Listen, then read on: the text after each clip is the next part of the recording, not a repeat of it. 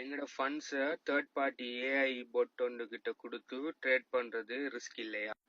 Okay, good question.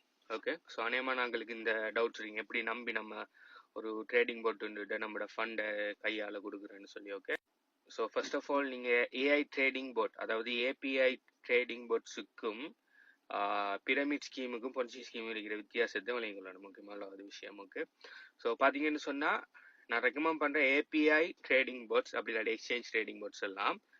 Exchange trading boat எக்ஸ்சேஞ்சிலேயே டிஃபால்ட்டாக இருப்பாங்க. Okay, so நீங்கள் எக்ஸ்சேஞ்சை நம்பினா நீங்கள் அந்த போட்டை நம்பலாம். ஓகே, இட்ஸ் லைக் எக்ஸ்சேஞ்சிலே டிஃபால்ட்டாக இருக்கும். உதாரணத்துக்கு பைனான்ஸுக்குன்னு சொல்லி 2-3 போட்ஸ் இருக்குது, ஹூபிக்குன்னு சொல்லி ட்ரேடிங் போட்ஸ் இருக்குது. அப்படி இப்போ தேர்ட் பார்ட்டி போட்ஸ்ன்னு சொன்னால் ஏபிஐ மூலம் கனெக்ட் பண்ணுற போட்.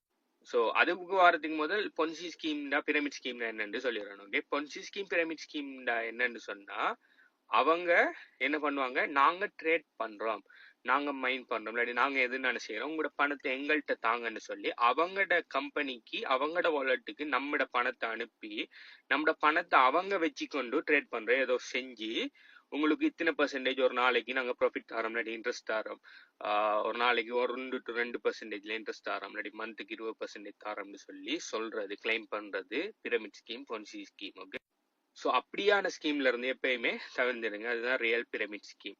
இப்போ நான் சொல்ற ஏபிஐ ட்ரேடிங் போர்ட்ஸ் என்னன்னு சொன்னா அவங்க சாஃப்ட்வேர் ஒன்று தான் ப்ரொவைட் பண்றாங்க. ஓகே, ட்ரேடிங் பண்ற சாஃப்ட்வேர், ஓகே, ட்ரேடிங் பண்ற டெர்மினல் ஒன்று தாராங்க. ஆனா அவங்கள்ட்ட நம்ம ஃபண்டு கொடுக்க தேவையில்ல.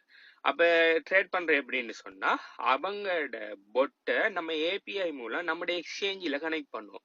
ஸோ எக்ஸ்சேஞ்சில் கனெக்ட் பண்றது அப்ப சேஃபான்னு கேட்டா சேஃப். என்ன காரணம்னு சொன்னா நம்ம ஏபிஐ அவங்கள்ட்ட இருந்து எடுத்து எக்ஸ்சேஞ்சு கனெக்ட் பண்ணல, எக்ஸ்சேஞ்சில இருந்து தான் ஏபிஐ ஒன்று கிரியேட் பண்ணி அந்த ஏபிஐயை பொட்டுக்கிட்ட கொடுக்கும். இது எக்ஸ்சேஞ்சே அலோவ் பண்றாங்க. ஓகே, எக்ஸ்சேஞ்சே தேர்ட் பார்ட்டி ஏபிஐ மூலம் தேர்ட் பார்ட்டி கம்பெனிஸ் உள்ள வந்து உங்களோட ஃபண்டை எக்ஸஸ் பண்ணலாங்கிற அலோவன்ஸ் தாராங்க. அதுல அவங்க கேட்பாங்க, நீங்க ஏபிஐ கிரியேட் பண்ண கேட்பாங்க, இந்த கிரியேட் பண்ற ஏபிஐ மூலம் வார ஆளுக்கு நீங்க என்னென்ன எக்ஸஸ் எல்லாம் கொடுக்கீங்க. ரீட் பண்ற எக்ஸஸ் மட்டும் கொடுக்கலாம். ரீடுன்னா நம்மள்ட்ட எவ்வளவு ஃபண்ட் இருக்குன்னு பார்க்கலாம், அது ரீட் எக்ஸஸ். ரைட் எக்ஸஸ் சொன்னா இல்லாட்டி ட்ரேட் எக்ஸஸ் கேட்பாங்க. அது என்னன்னு சொன்னா உங்களோட ஃபண்ட் அவங்க ட்ரேட் பண்ணலாம், அதாவது ஒரு காயின் இன்னொரு காயினா மாத்தலாம், இன்னொரு காயினா மாத்தலாம். இது ட்ரேட் எக்ஸஸ். இது கொடுக்க போறீங்களா? எஸ்னா இது கொடுப்போம். மூணாவது இன்னொரு கொஸ்டின் இருக்கு, வித்ட்ரோவல் எக்ஸஸ். அது டிஃபால்ட்டாவே அநேகமான எக்ஸ்சேஞ்சில் அது நம்ம கொடுக்க இயலாம தான் இருக்கும். ஓகே, டிஃபால்ட்டாவே அது செக் பண்ண இயலாம தான் இருக்கும். சில எக்ஸ்சேஞ்சில் செக் பண்ணக்கூடியதா இருக்கும். அதுல கேட்பாங்க மூணாவது என்ன எக்ஸஸ் கொடுங்க, மூணாவது வித்ட்ரோவல் எக்ஸஸ் கொடுங்களாண்டு. அதை நம்ம டிக் பண்ணாம விடணும். நம்ம என்ன எக்ஸஸ் கொடுக்கணும்னா ரீட் பண்ணலாம் பொட்டால, ட்ரேட் பண்ணலாம் பொட்டால, ஆனா வித்ட்ரோ பண்ணலாம். இந்த எக்ஸஸ் தான் கொடுத்த உடனே அவங்க நம்மளுக்கு ஏபிஐக்கு பிளஸ் சீக்ரெட் கீன்னு 2 விஷயம் தருவாங்க. அதுல சீக்ரெட் கீ தான் அந்த முக்கியமான விஷயம். அது 2ஐயும் கொண்டு போய் நீங்க பொட்ல அதை எப்படி செட்டப் பண்றங்கிறதெல்லாம் அது ஈஸி தான். அதை நாங்க எங்க பிசினஸ் நீங்க கேட்பீங்கன்னு சொல்லி தருவாங்க. ஸோ அதை கனெக்ட் பண்ணி விட்டா இப்ப அந்த பொட்டுக்கு பாத்தீங்கன்னு சொன்னா நம்மட எக்ஸ்சேஞ்சுக்குள்ள வந்து அந்த பொட்டால ஒன்று ட்ரேட் பண்ணக்கூடியதா இருக்கு.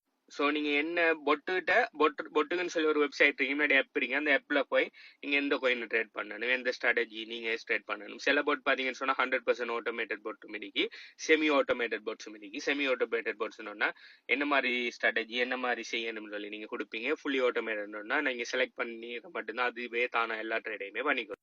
ஸோ நீங்க அந்த விஷயங்கள் அதுகிட்ட சொன்ன உடனே அது என்ன செய்யும், பொட் ட்ரேட் பண்ண ஸ்டார்ட் பண்ணும். ட்ரேட் பண்ணணும்னா அந்த ஏபிஐ கீ மூலமாக உள்ளுக்கு போய் ஒரு காயின் உங்கள்ட்ட இருக்கிற ஃபண்டு அது பாட்டுல ட்ரேட் பண்ணிட்டு இருக்கும். ஆனா அந்த ஏபிஐக்கு அந்த பொட்டை வித்ட்ரோ பண்ண விடாது.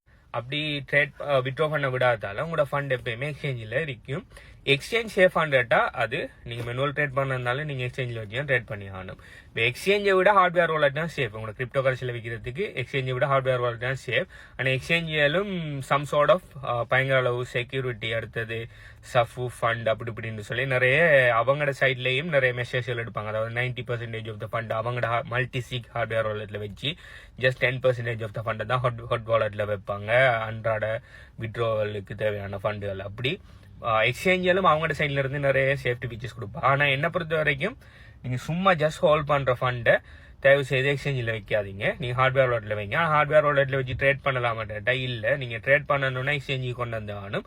ஸோ அப்படி கொண்டு வர எக்ஸ்சேஞ்சில் நீங்கள் நல்ல ரெப்யூட்டடான எக்ஸ்சேஞ்சில் ஒரு 4-5 உங்களோட பணத்தை கலைச்சி வச்சுட்டு அதில் போட்டை கனெக்ட் பண்ணி ட்ரேட் பண்ணுறது என்னை பொறுத்த வரைக்கும் புத்திசாலித்தனம். ஓகே, ஒரு எக்ஸ்சேஞ்சிலே எல்லா பணத்தையும் வச்சு ட்ரேட் பண்ணுறது அவ்வளோ புத்திசாலித்தனம் இல்லை. ஓகே, ஸோ நீங்கள் கேட்ட கேள்விக்குரிய ஆன்சர் கிடைச்சிருக்கீங்கன்னு நினைக்கிறேன். இது சம்மந்தமாக மேலே டீட்டெயில்ஸ் வேணும்னு சொன்னால் எங்களை கான்டாக்ட் பண்ணுங்கள். இது சம்மந்தமாக நீங்கள் என்ன நினைக்கிறீங்கிறதையும் கீழே கமெண்ட் பண்ணுங்கள். Okay, by.